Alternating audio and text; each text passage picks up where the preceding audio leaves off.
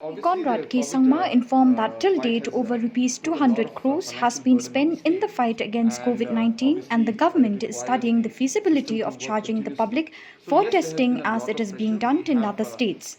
There are pros and cons to this way of doing things, he said, so there is a need to find the best way to move forward in this regard. On COVID-19, he said that there has been a lot pressure due to it and the fight against it continued to place much financial demands as well as physical energy leading to fatigue in personnel. Due to this, there could be situations where there are slips here and there in the functioning of government machineries. There are no perfect system and the government needs to continue to work on it and ensure that the required equipment and trained manpower are available to combat the challenges arising out of the pandemic.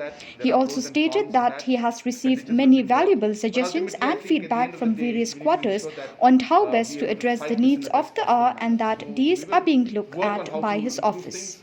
At the same time try to minimize expenditure. But yes, it's been quite a tough battle and expenditures have been. The members have expressed different shortcomings that are there. I think we have made a point very simple, which is that we have been fighting this for the past 9 months. And in 9 months, a lot of officials, the government as a whole has been involved in fighting this. So therefore, in 9 months, there could be an element of fatigueness among the individuals, among the system, and there could be situations where there could have been slips. But I think overall, if you look at the management of how things have happened in the state, looking at the numbers that have come out, and looking at the additional steps and measures we took, including registration, including closing of gates, in spite of a lot of messages from Government of India also on this and concerns from them, I think it reflects the fact that we have really gone that extra mile in trying to fight this. Is there a perfect system? Most probably not.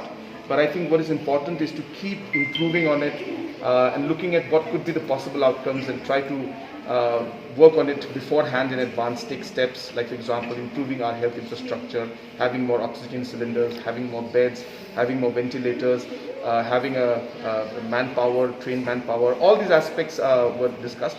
So therefore, yes, there were concerns, but in a nutshell, as I said, that the government has done the best it could and will continue to improve on what we're doing.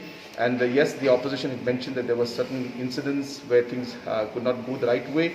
And we said yes, there could be situations like that because it's a very complicated situation.